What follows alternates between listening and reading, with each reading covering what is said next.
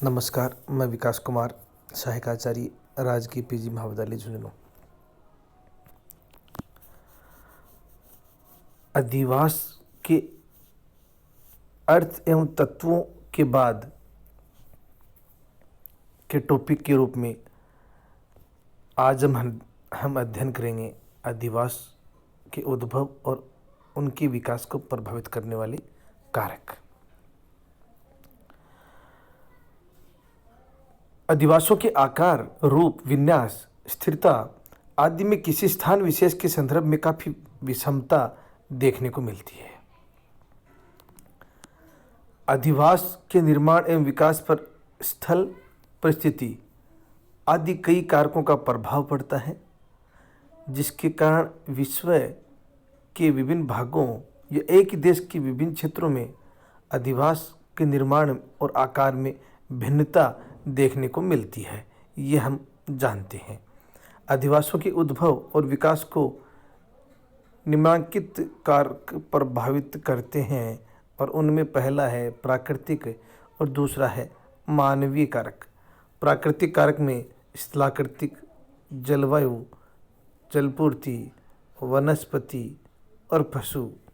मानवीय कारकों में आर्थिक, सामाजिक, सांस्कृतिक, राजनीतिक और धार्मिक कारकों को स्थान दिया गया है। पहला है अधिवासों को प्रभावित करने वाले कारकों में प्राकृतिक कारक। प्राकृतिक कारक में पहला है स्थलाकृति, टोपोग्राफी।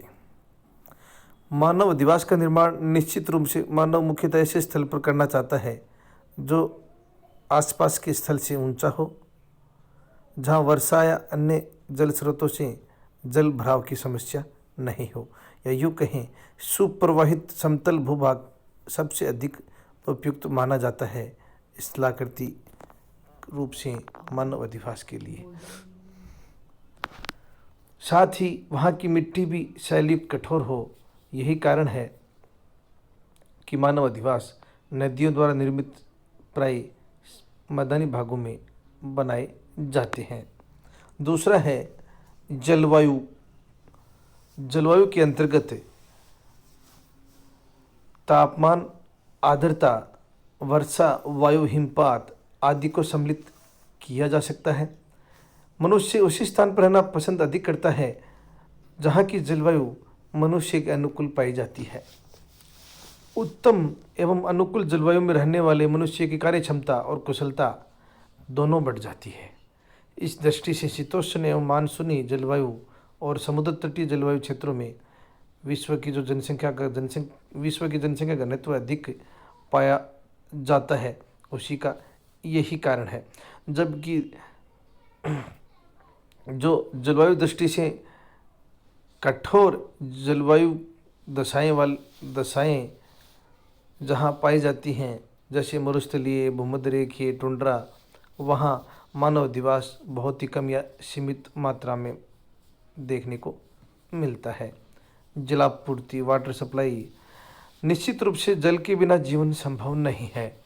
जल स्वयं मानव जीवन का आधार है और जलाभाव के अभाव में मनुष्य जीवित नहीं रह सकता। जल का उपयोग मनुष्य अपने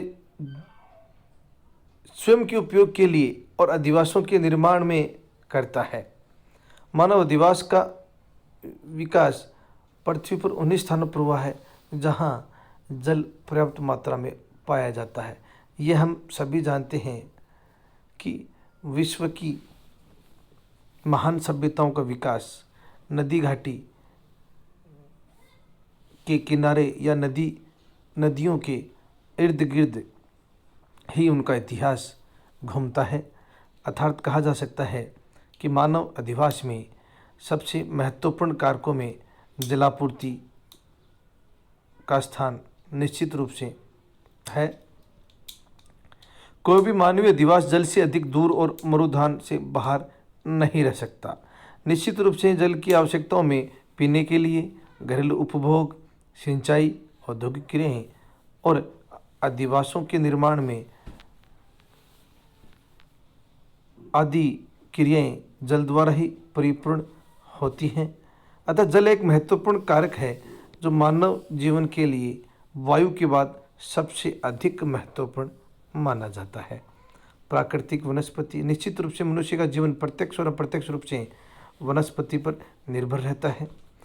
मानव की विभिन्न जैविक आवश्यकताएं जैसे खाद्यान्न, साग सब्जी, मांस, दूध, पशुपालन आदि सभी क्रियाएं वनस्पति पर ही निर्भर रहती हैं।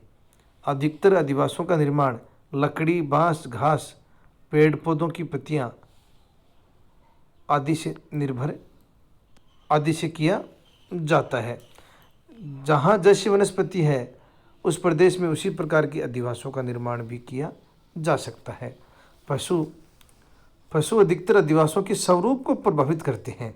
जहाँ जंगली जानवरों का आतंक पाया जाता है, मानव वहाँ समुदाय बनाकर रहते हैं अपने स्वरक्षा के लिए, तथा उन सभी के ग्रह एक स्थान पर सघन बस्ती के रूप में पाए जाते हैं ताकि अपने आप वह रक्षा हो सके। अगला कारक है मानवीय कारक, और उसमें पहला है आर्थिक। निश्चित रूप से मनुष्य अपनी जीविका को निर्वाह करने के लिए भौतिक आवश्यकताओं की पूर्ति के साथ साथ अन्य जैविक क्रियाएं भी करता है, जैसे कृषि, मजदूर, उद्योगों की स्थापना, पशुपालन, आखेट खनन। इसी कारण मानव अधिवासों का प्रारंभिक विकास उस स्थानों पर होता है जहाँ मनुष्य के लिए कोई न कोई आर्थिक क्रियाएं उपलब्ध हों और वहाँ जनसंख्या का घनत्व अधिक पाए जाने का ये सर्वप्रमुख कारक है। दूसरा है सामाजिक कारक।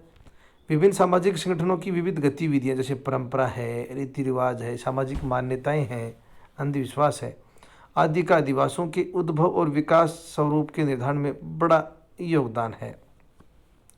जैसे नाई, धोबी, रगर, कुम्हार आदि जाति के जो लोग हैं उनका कार्य संचालन अलग अलग होता है, इसलिए उनका रहवास भी निश्चित रूप से एक सामाजिक संगठन के रूप में होगा। अगला है सांस्कृतिक कारक। मानव अधिवासों के उद्भव, विकास और आकार स्वरूप पर विभिन्न मान्यताएं, नगरीकरण, शिक्षा, तकनीक और आधुनिक सभ्यताओं आदि का प्रभाव पड़ता है। प्राचीन अधिवासों के निर्माण और स्वरूप के विपरीत आधुनिक अधिवासों का विकास और स्वरूप पर मनुष्य के शिक्षा के स्तर और नगरों की स्थापत्य कला का प्रभाव भी देखने को मिलता है। राजनीतिक कारक। शासन व्यवस्था के अनुसार बस्तियों का विकास और स्वरूप निश्चित रूप से निर्धारित करता है। यह होता है यदि शासन व्यवस्था अस्थिर हो या किसी देश में शांति का वातावरण हो तो चोर लुटेरों से बचने के लिए मानव अपने समूह बना करके रहते हैं जिससे चारों ओर से उनकी सुरक्षा हो जाए। कभी कभी भय आतंक से परेशान होकर मनुष्य दूरस्थ स्थानों पर पहुंच करके भी अपना जीवन यापन करते हैं। जैसे मध्यकाल में भारत में पश्चिमी जातियों के आक्रमण से बचने के लिए हिमालय की तलहटी के क्षेत्र में नई बस्तियों का विकास हुआ। अंतिम कारक है धार्मिक कारक। धार्मिक विश्वास और मान्यताओं का अधिवासों के विकास और उनकी आंतरिक संरचनाओं पर प्रभाव पाया जाता है। सर्वप्रमुख विभिन्न धर्म समुदायों द्वारा अपने धार्मिक स्थल, मंदिर, गुरुद्वारा, गिरजाघर, चर्च आदि के निर्माण किए गए। इन्हीं धार्मिक स्थलों के पास अलग अलग धर्मावलंबी अपनी बस्तियों का निर्माण करने लग गए। इस प्रकार प्रारंभिक काल से वर्तमान समय तक अधिवासों के उद्भव और विकास में कई प्राकृतिक और सांस्कृतिक कारकों का प्रभाव रहा है, जिसके कारण इनके आकार और स्वरूप में भिन्नताएं पाई जाती हैं। आज के लिए इतना ही। कल नए टॉपिक के साथ मिलते हैं। धन्यवाद।